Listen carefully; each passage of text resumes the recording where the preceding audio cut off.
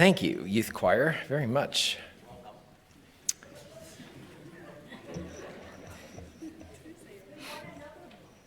Another one. You can talk to Mark about that. They only know one. We are in the book of Genesis briefly tonight before we share communion together. Genesis chapter 32.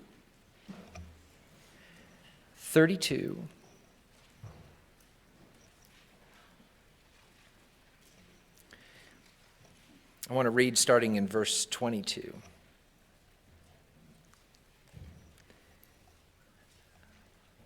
Jacob got up and took his 2 wives, his 2 female servants, and his 11 sons, and crossed the ford of the Jabbok.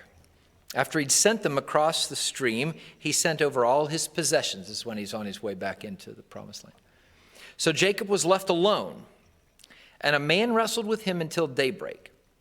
When the man saw that he could not overpower him, he touched the socket of Jacob's hip, so that his hip was wrenched.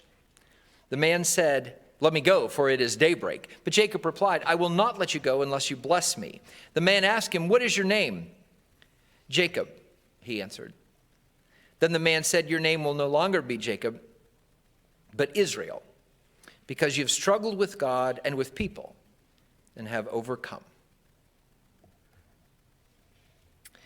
Let me ask you, how much difference can 20 years make?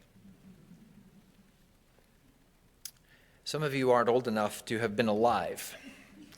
Or if you were alive, you're not old enough to remember what was going on 20 years ago.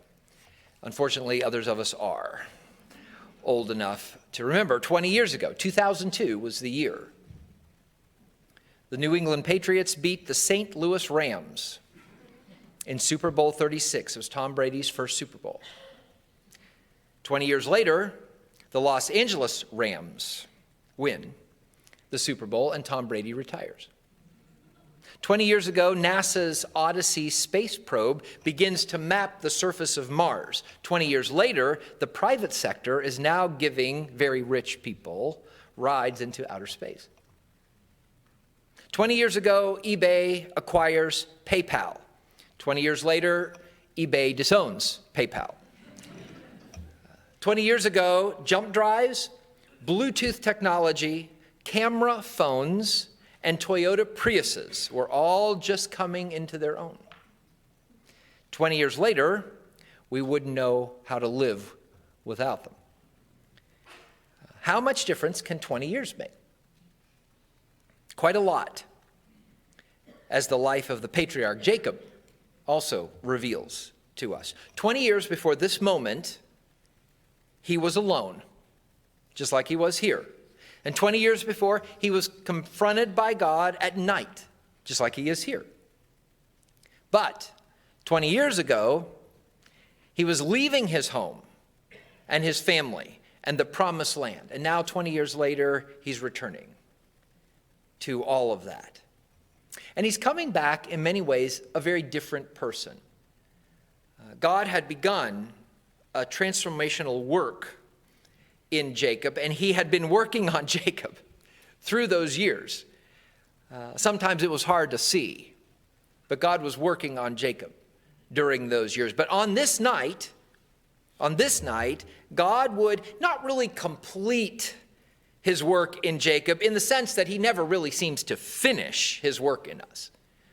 But on this night, God would make a lasting change, a truly lasting change. This was a milestone here, and it was going to be reached on this night 20 years later. How have you and I changed in 20 years? 20 years ago, I was an assistant pastor. I'd been married for 3 years. I had a 3-month-old son. And I thought I had a lot of life's answers. 20 years later, I'm a senior pastor, 23 years married, with 3 young adult sons. And I seem to know less and less a fact that any of those sons will happily verify. That's what God has done for me, and very similarly, that's what God did for Jacob. Jacob lived a lot over those 20 years. He learned a lot. He learned some hard lessons. He seemed to have had to learn them the hard way because Jacob was a real operator, you know. The name Jacob literally means supplanter. Somebody who seizes, somebody who will circumvent, somebody who will trick or cheat or usurp. And Jacob certainly lived his name. If you know his story, you know he lived his name. 20 years before, Jacob took so much from his brother Esau that here, 20 years later, he was still very much afraid of meeting up with him again. 20 years before, Jacob didn't realize what a supplanter he was. So God stations him with his uncle Laban, who was as much a trickster as Jacob was. Between those two, it was like, this costs $20, but since you're family, I'll make you a deal and I'll let you have it for $35. That's how they worked. You spend 20 years with somebody like that, and well, it became easier and easier for Jacob to see the faults in his own character. He was looking at himself. But sending him to Laban was just a part of how God had been treating Jacob's condition. There were a lot more lessons than that along the way. But the climax of God's treatment plan for Jacob's illness came on this night through, of all things, a wrestling match. Now, at first, we may be surprised to find God stooping to wrestle with Jacob. But here's the thing. Doesn't God still wrestle with people today? Hasn't he wrestled with you from time to time? Maybe over the past year, or 10, or 20. The thing was, Jacob was a very good wrestler, though. He had lots of practice.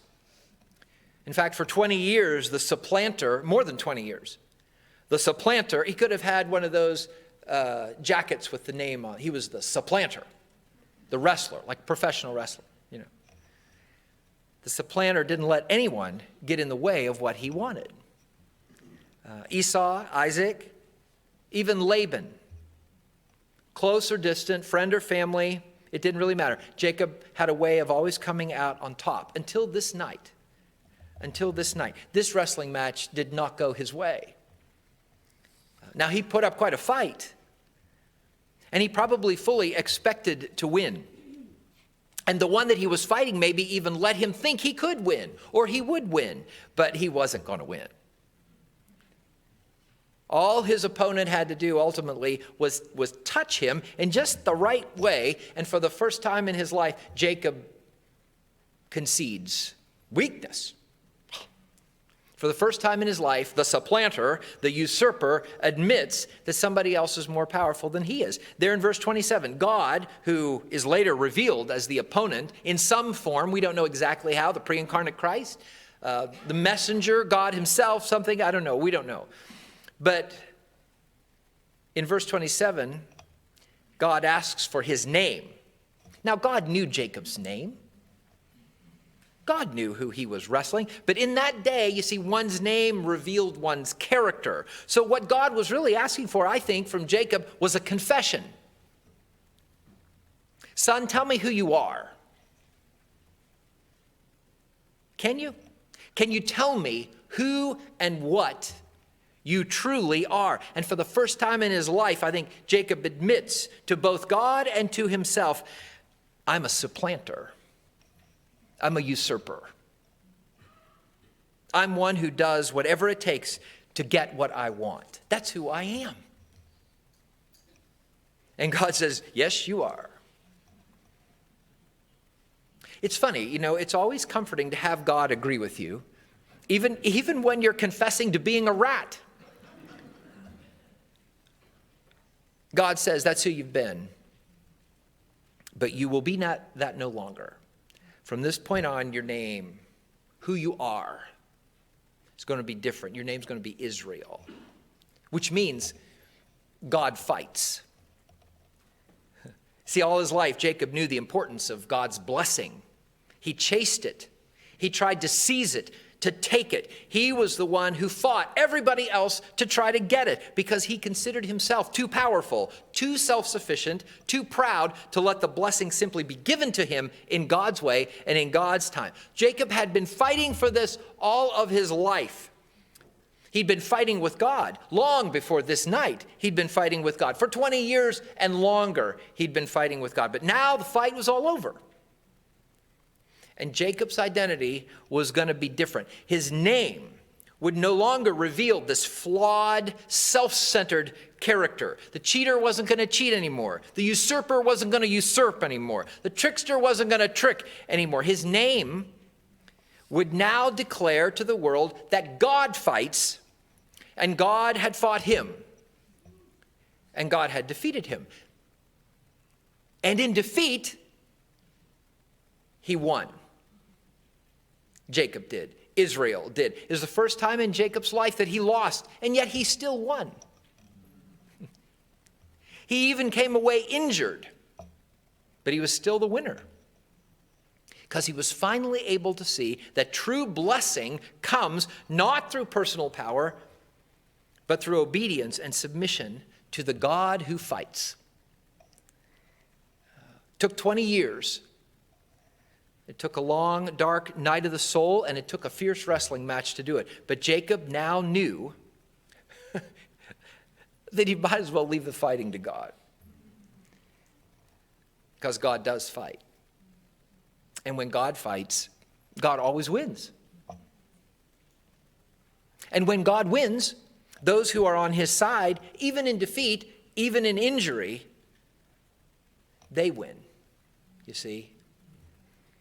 Even if it takes 20 years. Now, you fast forward centuries later, and there was another lonely, dark night where some wrestling was going on. Emmanuel, God with us, asked his father if the cup of suffering that was set for him could be taken from him. And yet in the end, he agreed, not my will, but yours be done. That was the extent of that wrestling match.